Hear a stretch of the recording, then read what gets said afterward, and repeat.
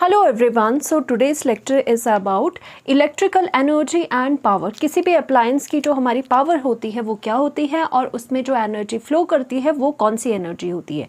So first of all we will discuss about electrical power. What is electrical power? It is the rate at which work is done in bringing the charged particle like electrons from one point to another point is known as electric power। तो क्या हुआ, हमने क्या किया electric power को समझने के लिए हमने क्या करा, एक हमने कंडक्टर ले लिया है। आपको पता है कंडक्टर के अंदर जो चार्ज कैरियर्स होते हैं, चार्ज पार्टिकल्स है, वो है आपके फ्री इलेक्ट्रॉन्स जो कि मूव करते हैं। अब हमने इसमें जो कंडक्टर है उसमें बाहर से पोटेंशियल दे दिया, वी पोटेंशियल। तो यानी कि करंट फ्लो करेगा from the positive to the negative, और यहाँ पर जो इलेक्ट्रॉन्स फ्लो करेंगे वो टुवर्ड पॉजिटिव को फ्लो करेंगे, क्योंकि इलेक्ट्रॉन्स जो है वो पॉजिटिव पोटेंशियल की तरफ जाते हैं। अब यहाँ पे देखा जाता है कि जो इलेक्ट्रिकल पावर होती है वो क्या होती है, वो रेट होता है eight which work is done. यानी कि जिस रेट से आपका वर्क डन करा जा रहा है, कहाँ से, किसी इलेक्ट्रॉन की यहाँ पे बात कर लो, किसी चार्ज पार्टिकल यानी कि इलेक्ट्रॉन को एक पॉइंट से दूसरे पॉइंट पे ले जाने के लिए आपको कितना वर्क डन करना पड़ रहा है, उस वर्क डन के रेट को, यानी कि अगर उस वर्क डन को डिवाइड करोगे आप टाइम से, तो आपको क्या आ जाएगा, आपको पावर की वैल्यू आ जाएगी। यानी कि क्या बोला जा रहा है, सपोज ऐसे समझ लो कि एक ये वाला आपके पास ये वाला बॉक्स है, इस बॉक्स को ए से बी पॉइंट तक एक इंसान को पहुंचाना है। ओके, एक इंसान को क्या करना है, ए से बी तक आपको इस बॉक्स को पहुंचाना है। तो पावर, इस इंसान की पावर क्या हो जाएगी, पावर हो जाएगी कि आपको जितना वर्क डन करना पड़ा इस बॉक्स को ए पॉइंट से बी पॉइंट पे ले जाने के लिए पर यूनिट टाइम, यानी कि वर्क डन पर यूनिट टाइम, इसे रेट भी कहा जाता है। यानी कि जिस रेट से आप वर्क डन कर रहे हो किसी भी पार्टिकल को एक पॉइंट से दूसरे पॉइंट ले जाने के लिए, वही आपका पावर हो जाता है। यानी कि पावर क्या हो गया, पावर हो गया वर्क डन, कितना वर्क डन करना पड़ रहा है एक पॉइंट से दूसरे पॉइंट में किसी चीज को ले जाने के लिए पर यूनिट टाइम, यानी कि टाइम बाउंड आपने कर लिया, पर्टिकुलर टाइम में आपको कितना वर्क डन करना पड़ रहा है। सपोज यहां से यहां ले जाने पे किसी को वर्क डन करना पड़ रहा है सपोज 1 मिनट, और यहां से यहां ले जाने के लिए किसी को वर्क डन करना पड़ रहा है 2 मिनट। तो यानी कि पावर किसकी ज्यादा होगी, जो कि शॉर्ट टाइम में एक जगह से दूसरी जगह में वर्क डन कर रहा है, यानी कि शॉर्ट टाइम में वो चीज़ एक जगह से दूसरी जगह पे पहुंचा रहा है, उसकी पावर ज़्यादा हो जाएगी। इसीलिए हम कहते हैं रेट क्या होता है, रेट अगर वर्क डन का बोल रहे हैं दैट मीन्स हमें इसे डिवाइड करना होता है टाइम से। तो यानी कि rate of work done at विच, जिस रेट से आप उस वर्क को एक जगह से दूसरी जगह ले जा पा रहे हो, वही आप उस अप्लायंस की क्या बोलते हो, उस अप्लायंस की पावर बोलते हो। अगर किसी अप्लायंस की पावर अगर ज़्यादा है तो उसका मतलब क्या है कि उसमें जो इलेक्ट्रॉन्स एक जगह से दूसरी जगह जाने में जो वर्क डन कर रहे होंगे वो क्या कर रहे होंगे, मतलब वो इजीली जा रहा होगा, एक इलेक्ट्रॉन एक जगह से दूसरी जगह वो बहुत इजीली जा रहा होगा, वो उस अप्लायंस की पावर है। तो यानी कि पावर ज़्यादा होती है तो चीज़ें, करंट जो है वो ज़्यादा इजीली फ्लो करता है। तो यानी कि पावर, आपकी डेफिनेशन ये होगी इलेक्ट्रिकल पावर की। और यानी कि इसको और तरीके से कैसे कहा जा सकता है, It is defined as the rate of electrical energy supplied to maintain the flow of current through a conductor। आपको सभी को पता है जो आपका वर्क होता है, वर्क क्या होता है, नथिंग बट द एनर्जी। तो यहाँ पर हम इलेक्ट्रिकल एनर्जी की बात करें तो हम क्या कर रहे हैं, वर्क की जगह हमने क्या बोल दिया, सिर्फ इलेक्ट्रिकल एनर्जी बोल दिया। तो यानी कि ये डेफिनेशन और चेंज कैसे हो गई कि it is defined as the rate of electrical energy supplied to maintain the flow of current। यानी कि किस रेट से आपको इलेक्ट्रिकल एनर्जी इस सर्किट में आपको सप्लाई करनी होगी सो दैट जो ये करंट है वो कॉन्टिन्यूसली आपका फ्लो करे। क्योंकि करंट कॉन्टिन्यूसली फ्लो करे एक ही मतलब है ना, जब इलेक्ट्रॉन्स को आप एक पॉइंट से दूसरे पॉइंट पे ले जा रहे हो, यानी कि इलेक्ट्रॉन्स को मूव करवा रहे हो, तभी तो आपका करंट आएगा। तो यानी कि बोलने का मतलब है किस रेट से आप वर्क डन कर रहे हो उन इलेक्ट्रॉन्स को एक पॉइंट से दूसरे पॉइंट में ले जाने के लिए, या फिर कह लो कि किस रेट से इलेक्ट्रिकल एनर्जी यहाँ वी पोटेंशियल से सप्लाई हो रही है, वो रेट ही आपका क्या कहलाएगा, वो पावर कहलाएगा। वही उस अप्लायंस की पावर होगी, जितनी ज़्यादा पावर होगी उतने अच्छे से वो इलेक्ट्रिसिटी को कंडक्ट कर पाएगा। सो यानी कि इसका मतलब हमने देखा कि जो हमारे पास पावर आया, पावर का जो मेन फॉर्मूला आया वो कितना आया, we can write it as power is equal to work done, कि कितना वर्क डन किया पर यूनिट टाइम, किसी पर्टिकुलर टाइम में कितना उसने वर्क डन किया। और हम क्या कह सकते हैं, और हमने दूसरी डेफिनेशन से ये सीखा कि power is also equal to change in energy with respect to the time, यानी कि पर्टिकुलर टाइम में कितनी एनर्जी सर्किट से हमें यानी कि बैटरी से हमें इस सर्किट में मिल रही है, सो दैट हमारा करंट जो है वो कॉन्टिन्यूसली चलता ही रहे। तो यानी कि ये बेसिक जो डेफिनेशन है, जो पावर की बेसिक डेफिनेशन है, वो आपके पास ये आ गई, rate at which work happens. तो यहाँ पर ये बेसिक डेफिनेशन आपके पास आ चुकी है। अब हम क्या करते हैं, डिफरेंट डेफिनेशंस इससे हम डिराइव करते हैं, डिफरेंट फार्मूलाज हम डिराइव करेंगे। Also we know very well कि आपका पोटेंशियल का फॉर्मूला क्या है, क्योंकि पोटेंशियल भी तो सप्लाई हो रहा है यहाँ से, बैटरी में भी पोटेंशियल ये दे रहा है। We know very well potential क्या होता था कि कितना वर्क डन करना पड़ रहा है किसी यूनिट पॉजिटिव चार्ज को इन्फिनिटी से किसी पॉइंट में लाने के लिए। ये हम कर चुके हैं फर्स्ट चैप्टर में भी, सेकेंड में भी। एंड ऑल्सो इससे हम क्या करेंगे, रीअरेंज करके हमें वर्क डन का फॉर्मूला चाहिए। Work done is equal to कितना हो जाएगा, V इंटू क्यू हो जाएगा, यानी कि वर्क डन का हमारे पास ये फॉर्मूला है। हम क्या करेंगे, हम सिंपली इसमें डाल देंगे, यानी कि फर्स्ट में हम यहाँ पर पुट कर देंगे वैल्यू, पुटिंग दिस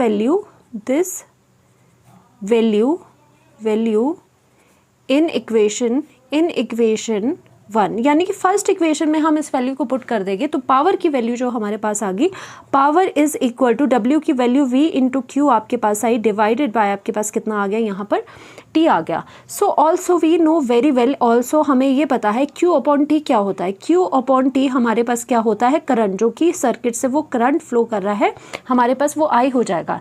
यानी कि आपका यहाँ पर क्या बना कि आपका Q अपॉन जो T है वो आपके पास क्या आ गया, वो आपके पास I आ गया, दैट मीन्स करंट आ गया। तो यानी कि आपकी जो ये वैल्यू है, P की जो वैल्यू है वो कितनी आ जाएगी, वो आपके पास आ जाएगी V इंटू आई। सो यानी कि जो फर्स्ट आपका एक्सप्रेशन है अदर देन दिस फॉर्मूला, वो फॉर्मूला नया कौन सा आ गया, P is equal to V I. यानी कि अगर आपको किसी अप्लायंसेस की पावर निकालनी है तो आपको देखना होगा कि उसमें कितना पोटेंशियल दिया जा रहा है और उससे करंट कितना फ्लो कर रहा है, तो आप इजीली पावर की वैल्यू आप निकाल पाओगे। ओके, ऑल्सो हम क्या करते हैं, ये नया फॉर्मूला है। ऑल्सो हम क्या कर रहे हैं, एक बार हम क्या करेंगे, जो ये पोटेंशियल की वैल्यू है उसकी जगह हम V is equal to IR डालेंगे। Okay, V equals to IR, Ohm's law के अकॉर्डिंग हम यहाँ पर V की वैल्यू एक बार IR पुट करेंगे, एंड दूसरी बार हम क्या पुट करेंगे, दूसरी बार हम यहाँ पर करंट I की वैल्यू पुट करेंगे। I की वैल्यू क्या पुट करेंगे, I is equal to V upon R। तो ध्यान से देख लो, ये जो फॉर्मूला आ चुका है, इससे अब दो अलग फॉर्मूलाज और आपके डिराइव हो गए with the help of Ohm's law. पहले आप V की वैल्यू IR डालोगे और दूसरे टाइम आप I की वैल्यू VR डालोगे, यानी कि 1 बाय 1 डालोगे। तो आपके पास ये वैल्यू क्या आ जाएगी, पहले टाइम आपकी वैल्यू क्या आ गई, यहाँ पर आपकी वैल्यू आई है P इज इक्वल टू कितना बना, यहाँ पर P इज इक्वल टू, देखो V की वैल्यू अगर IR होगी तो यहाँ पे कितना बनेगा, ये I का स्क्वायर हो जाएगा एंड R हो जाएगा, I स्क्वायर R आपके पास बनेगा। और दूसरे केस में आपकी P की पावर की वैल्यू कितनी आ जाएगी, I की वैल्यू अगर आप पुट करोगे यहाँ पर V अपॉन R, तो उसकी वैल्यू कितनी आ जाएगी, V स्क्वायर अपॉन R आपके पास आ जाएगी। सो दैट मीन्स आपने क्या देखा कि आपके पावर की जो फॉर्मूलाज है वो आपके पास कितने आ गए, पावर के आपके पास फॉर्मूला इतने आ गए। पावर इज इक्वल टू, सबसे पहले वी आई आपके पास फॉर्मूला है, is equal to I square R भी आपके पास फॉर्मूला है, is equal to power is also equals to V upon R, आपके पास ये वाला फॉर्मूला हो गया। सो दैट मीन्स आप यहाँ से देख पा रहे हो पावर के कितने फॉर्मूला आ गए, वी आई में आ गया, आई आर में आ गया और वी आर में आ गया, यानी कि वेराइटी ऑफ फॉर्मूलाज आपके पास है जो चाहो आप यूज़ कर सकते हो। ऑल्सो अगर हम इसकी यूनिट्स की बात करें, पावर की फॉर्मूलाज तो सब निकाल लिए। सो एसआई यूनिट कितना हो जाएगा, एसआई यूनिट ऑफ जो पावर है आपके पास वो कितना है, वो आपके पास वॉट है। ओके, आपके पास कितना है, वो वॉट हो जाएगा, राइट। और यहाँ पर उसके बाद जो कमर्शियल, वैसे तो वॉट होता है बट कमर्शियल यूनिट जो बड़ी बड़ी मशीनरीज है उनकी पावर वॉट से नहीं डिफाइन करी जाती, तो कमर्शियल यूनिट उसके लिए कौन सा होता है, हम लिखेंगे कमर्शियल जो यूनिट होगा, कमर्शियल जो यूनिट है उसकी वैल्यू कितनी हो जाएगी, वो होता है HP में। HP का मतलब क्या हो गया, हॉर्स पावर, ठीक है, हॉर्स हॉर्स पावर में आपकी इसकी वैल्यू आती है। तो हॉर्स पावर कितने वॉट के बराबर होता है आपको ये भी पता होना चाहिए। तो 1 जो HP होता है हॉर्स पावर होती है वो आपकी 746 वॉट के बराबर होती है। ओके, यानी कि ऐसा यूनिट तो वॉट है, बट जो बड़ा यूनिट है जो कमर्शियली यूज़ होता है वो हॉर्स पावर होता है और वो 746 वॉट के बराबर होता है। तो यानी कि इतना अभी आपने ये इलेक्ट्रिकल पावर करा। अब करते हैं हम इलेक्ट्रिकल एनर्जी क्या होती है। So what is electrical energy? Electrical energy is defined as the total work done in maintaining the current in a conductor by the voltage source. इसका मतलब क्या हुआ कि आपकी जो इलेक्ट्रिकल एनर्जी है वो क्या हुआ, electrical energy is nothing but the total work done. यानी कि इलेक्ट्रिकल एनर्जी क्या है, वो वर्क डन है जो कि आपको करना पड़ रहा है सर्किट में, सो दैट आपका जो करंट है सर्किट में वो ईजिली मेंटेन रहे और वो जो करंट है वो फ्लो करता ही जाए। ओके, अगर आपका यहाँ पर इतनी एनर्जी जो वो होगी, यानी कि वर्क डन को ही हम क्या हमेशा कहते हैं, इलेक्ट्रिकल एनर्जी ही कहते हैं। Okay, energy is nothing but the total work done. तो यानी कि इसका मतलब जो हमारे पास अगर इलेक्ट्रिकल एनर्जी के हमें कुछ अगर एक्सप्रेशन फाइंड आउट करना है तो कौन से आएगी जो हमने पहले पढ़ चुके हुए। P इज इक्वल टू कितना हुआ, वर्क डन यहाँ आया था, वर्क डन अपॉन टी। ठीक है, work done with respect to time होता था आपका पावर। तो इसी तरह से और हम इसको क्या लिख सकते हैं, जैसे पीछे भी लिखा था, power is equal to change in energy, यानी कि जो एनर्जी है आपकी वो डिवाइडेड बाय टाइम, क्योंकि आपने क्या लिखा, वर्क डन ही आपकी क्या है, एनर्जी है। तो यानी कि ऑल्सो यहाँ से हमें पता चला जो हमारी वो एनर्जी है, energy is equal to what, power into time. तो यानी कि हमें यहाँ से एनर्जी जो इलेक्ट्रिकल एनर्जी है उसके लिए हमें यहाँ से एक्सप्रेशन आया, और वो किसके रेफरेंस से आया, ये सोच के जो कि हमें पता है कि जो आपका टोटल वर्क डन होता है वो क्या होता है, वही आपकी एनर्जी होती है। सो यानी कि एनर्जी हमारे पास क्या आ चुकी है, वी हैव एनर्जी, यानी कि इलेक्ट्रिकल जो एनर्जी है, अगर आप प्रिसाइजली लिखो इलेक्ट्रिकल जो आपकी एनर्जी है वो किसके बराबर आपकी आ चुकी है, इज़ इक्वल टू पावर जितनी है उसमें जितनी पावर है इनटू आप टाइम कितना दे रहे हो। ओके, पावर इनटू टाइम आ गई आपके पास। ऑल्सो हमें पता है जो पावर की वैल्यू होती है, जो पावर की also we know very well, जो पावर हमने पीछे निकाली थी, पावर का एक और फॉर्मूला था पोटेंशियल एंड करंट में, V इंटू आई था। ओके, तो अगर ये वाली वैल्यू हम यहाँ पर पुट करें तो हमारे पास जो इलेक्ट्रिकल एनर्जी है उसके फॉर्मूला और बन जाएंगे।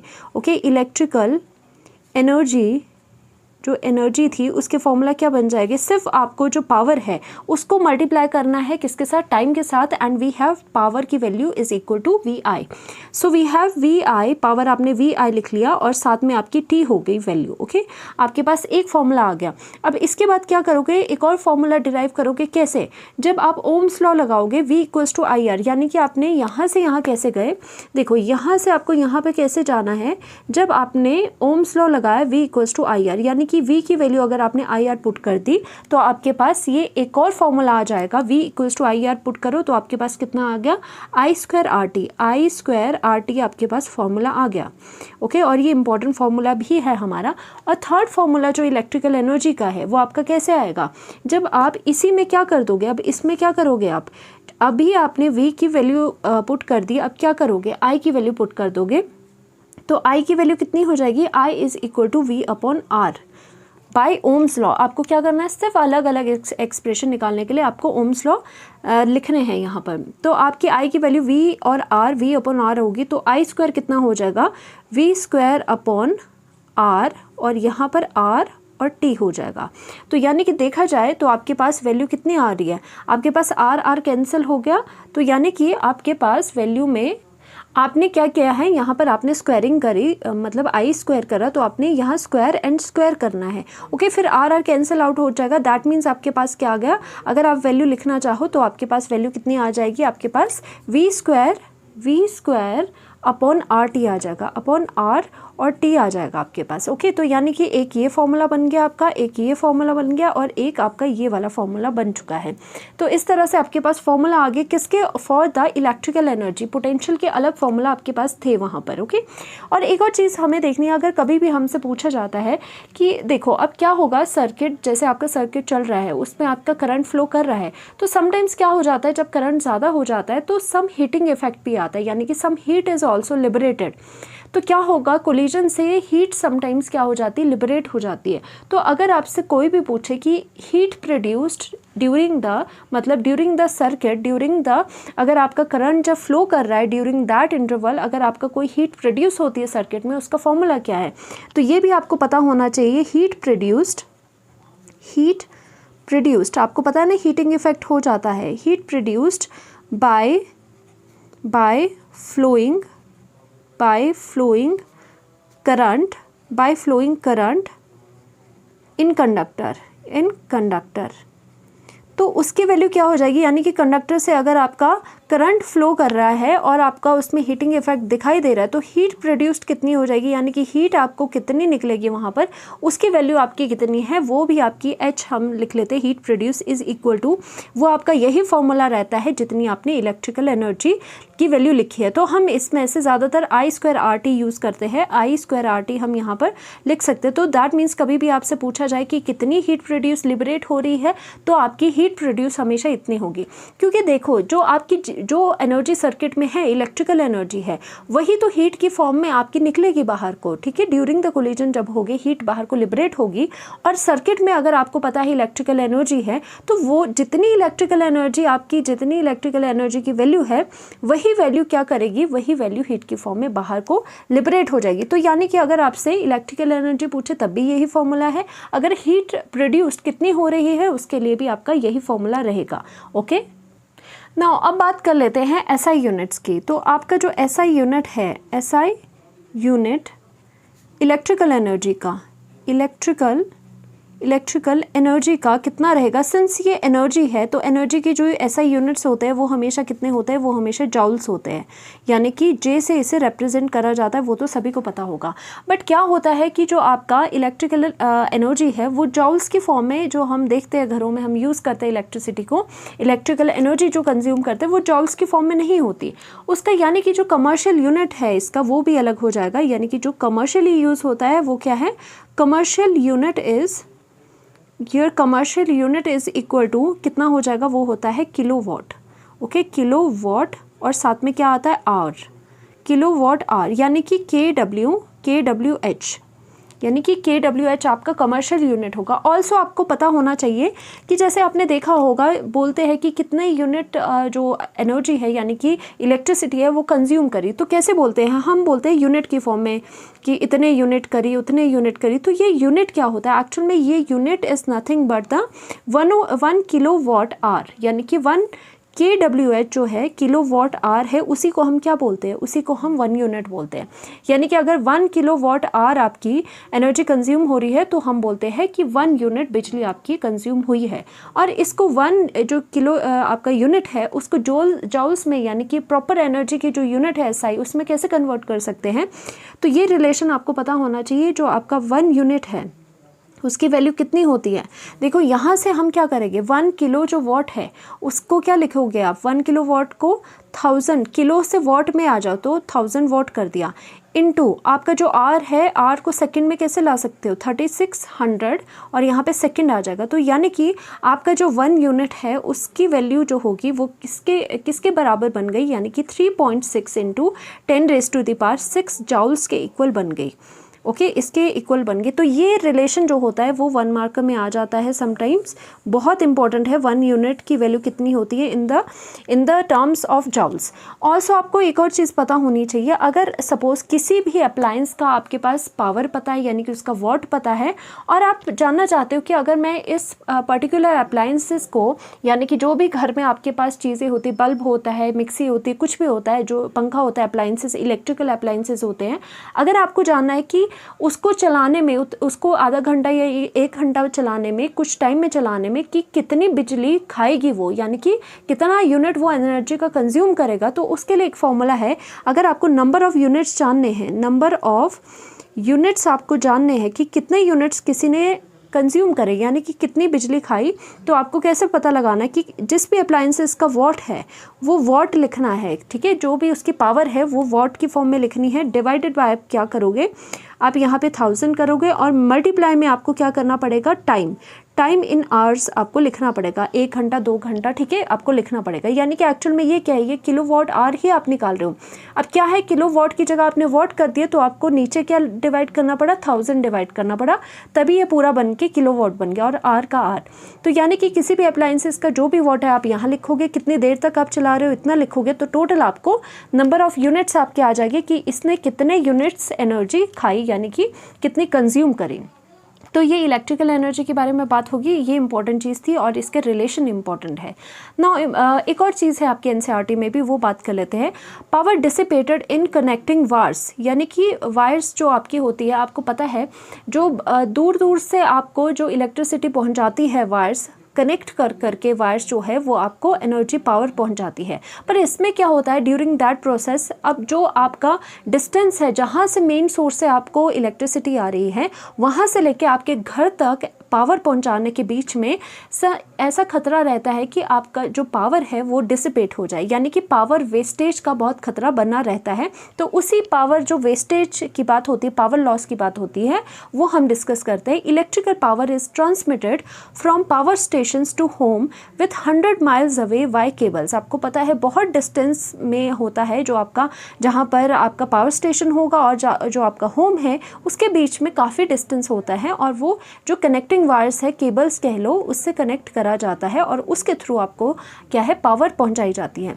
बट जो ये कनेक्टिंग वायर्स है, इनकी खुद की कुछ रेसिस्टेंस होती है, लेट इट बी आरसी उनकी रेसिस्टेंस है। सो इनिशियल पावर, सपोज करो इनिशियल पावर जो आ रही है पावर हाउस से, वो आ रही है P, can be dissipated by the resistance RC। यानी कि इन जो वायर्स की खुद की रेसिस्टेंस है उसकी वजह से और लॉन्ग पीरियड ऑफ टाइम तक आपका जो पावर है, यानी कि जो करंट है वो चलना है इन वायर्स में, तो इन वायर्स के रेसिस्टेंस की वजह से सम जो पावर है वो क्या हो जाती है, पावर लॉस हो जाता है। तो उस पावर लॉस को हम समझते हैं। तो एक्चुअल में ये क्या है, यहाँ से सपोज यहाँ से आपका पावर स्टेशन है, ओके, ये सपोज कर लो ये आपका क्या है, पावर स्टेशन, जहाँ से आपका जो पावर है यहाँ से स्टेशन, ओके, जहाँ से आपका पावर आनी है। तो अगर ये पावर स्टेशन आपने देख लिया, सपोज यहाँ से आपकी केबल्स निकली, वायर्स निकली और दूर दूर तक जाके आपका होम में इसने पावर पहुँचानी है। बट पावर पहुँचाने से पहले क्या आता है, बीच में उससे पहले आपका क्या आता है, एक ट्रांसफार्मर लगाया जाता है। क्या लगाया जाता है, ट्रांसफार्मर लगाया जाता है, जो कि आपको जो पोटेंशियल, हाई पोटेंशियल यहाँ से आ रहा है उसको कम पोटेंशियल में वो कन्वर्ट करेगा और आपके होम के लिए सुटेबल पोटेंशियल का, यानी कि लो पोटेंशियल का आपको क्या देगा, पावर देगा। तो यानी कि ट्रांसफार्मर बीच में लगाना बहुत ज़रूरी है। डायरेक्ट जो आपका जिस पोटेंशियल से, जिस पावर से आपका पावर स्टेशन से ये आ रही है, वायर्स में करंट आ रहा है, उतने पोटेंशियल का हम नहीं दे सकते, वायर्स अपने होम्स को आप नहीं दे सकते इतने पोटेंशियल का करंट। तो आप क्या करोगे, पावर स्टेशन से सपोज आपने क्या किया, P पावर की आप क्या दे रहे हो, पावर दे रहे हो। तो यहाँ से जो कनेक्टिंग वायर्स है उनकी रेसिस्टेंस, खुद की रेसिस्टेंस RC है। इसकी वजह से क्या होता है, जो पावर आप यहाँ से दे रहे हो वो पावर नहीं पहुँच पाती। PC यानी कि हम बोलेंगे डिसिपेटेड जो पावर है हम उसको लेट करेंगे by the sign of PC। So जो ये पावर लॉस हो गया हमारा, यानी कि हम बोलेंगे PC को क्या बोलेंगे हम, पावर लॉस, ठीक है। PC को क्या बोलेंगे, जो पावर में जितना लॉस आया है, जितना पावर लॉस हुई है उसकी वैल्यू कितनी होती है, PC की वैल्यू कितनी हो जाएगी, is equal to one of the formula of जो पावर है वही इसमें रहेगा, I²R, ठीक है। बट ये R जो होगा, अब यहाँ पे R क्या हो जाएगा, रेसिस्टेंस आपकी C हो जाएगी, क्योंकि जो पावर डिसिपेट हो रही है वो कौन से रेसिस्टेंस की वजह से हो रही है, जो कि इन कनेक्टिंग वायर्स की है। तो यहाँ पर ये फॉर्मूला आ गया। ऑल्सो अगर हम लगाए, ऑल्सो यहाँ पर अगर हम ये चीज़ें देखें कि अकॉर्डिंग टू योर पावर जो होती है, पावर का एक और फॉर्मूला है VI, ओके। तो VI अगर होता है, सो यहाँ पर इसको रीअरेंज करते हुए I आप यहाँ से कितना निकाल सकते हो, power divided by V, power divided by V आप निकाल सकते हो। सो दैट मीन्स आप क्या कर रहे हो, जो आपका पावर डिसिपेटेड है यानी कि पावर लॉस है, उसका फॉर्मूला आप क्या कैसे रीअरेंज कर रहे हो, आप रीअरेंज कर रहे हो PC इज इक्वल टू, और यहाँ पर I² यानी कि I² अगर करोगे यानी कि P² और V² करोगे, तो यानी कि P² डिवाइडेड बाय आपने V² कर दिया और RC आपके पास एज सच रहा। तो यानी कि एक नया जो फॉर्मूला आपके पास आ गया, दैट इज़ योर PC, यानी कि power dissipated is equal to P²। P² का मतलब क्या हो गया, P P कौन सा है यहाँ पर, जो ओरिजिनल पावर हमारे पास आ रही थी पावर स्टेशन से, R से दैट मीन जो रेसिस्टेंस है, और V यानी कि जो पोटेंशियल आप पहले से दे रहे हो उसे, तो उतने के बराबर आ गई। तो आप यहाँ पर देख सकते हो वेरी इजीली जो पावर डिसिपेटेड है, यानी कि this is your power loss, PC is your power loss, यानी कि पावर लॉस आपकी इतनी आ रही है। अगर आप हमेशा चाहोगे कि जो आपका पावर लॉस है वो आपका कम हो, क्योंकि आपने दूर से आपने घरों में जो है वो पावर पहुंचानी है, तो ज़रूरी है आपके लिए कि जो पावर लॉस हो इन बिटवीन, जो पावर लॉस होगा कनेक्टिंग वायर्स में, वो आपका कम रहे। ओके, तो आप क्या कोशिश करोगे कि पावर लॉस को कम किया जाए। पावर लॉस को कम करने के लिए आपको एक एक्सप्रेशन दिखाई दे रहा है, दैट मीन्स जो पावर जो लॉस है वो inversely proportional to the V square है, पोटेंशियल का स्क्वायर है। यानी कि हम यहाँ पर देख सकते हैं कि अगर हम पोटेंशियल जो है वो हाई पोटेंशियल दे, यानी कि वायर्स में वेरी हाई पोटेंशियल दे, तो उससे क्या हो जाएगा, उससे जो पावर लॉस है वो आपका कम हो जाएगा। तो यानी कि एक तरीका है to reduce the power loss, we should apply high potential. यानी कि हम यहाँ लिख सकते हैं नंबर 1 जी फॉर द, मतलब अगर आपने पावर लॉस को कम करना है, टू रिड्यूस, हम लिख सकते हैं to reduce power loss, to reduce power loss we should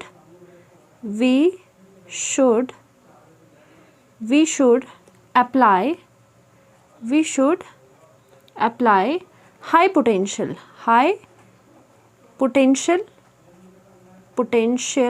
यानी कि V, आपको हाई पोटेंशियल अप्लाई करना होगा। हाई पोटेंशियल अप्लाई करोगे तो क्या होगा, ऑब्वियसली आपका जो पावर लॉस है वो कम होने वाला है, जो कि आपके लिए बेटर है। अब क्या होता है, आपने देखे होंगे जो ये सारी चीज़ें हैं, जो ये आपके डेंजर साइंस लिखे होते हैं समटाइम्स, जो ट्रांसमिशन लाइंस है उनके ऊपर क्या लिखी होती है, ये डेंजर साइन करके लिखा जाता है। ऐसे क्यों लिखा जाता है, क्योंकि वो हाई पोटेंशियल की लाइंस होती है, उसमें बहुत ज़्यादा हाई पोटेंशियल होता है जो कि डेंजरस हो सकता है, इसीलिए उस पर क्या होता है, क्वेश्चन का साइन लगा होता है। इसीलिए इस तरह की जो वायर्स वगैरह होती है, इस तरह का जो सिस्टम होता है, वो ऑलवेज आपको पॉपुलेटेड एरिया से थोड़ा दूर दिखाई देगा। आइसोलेटेड एरियाज में ये चीज़ें ज़्यादा दिखाई देगी। सो हमने ये देखा कि पावर भी डिसिपेट होती है, पावर का लॉस भी होता है। उसको कम करने के लिए we should apply high amount of potential. High potential, आपको हाई पोटेंशियल वायर्स देनी होगी, तभी उसमें पावर का लॉस नहीं होगा। तो इस तरह से पावर लॉस भी समझ लिया, इलेक्ट्रिकल पावर भी समझ ली, और आपने इलेक्ट्रिकल एनर्जी भी समझ ली। Thank you so much.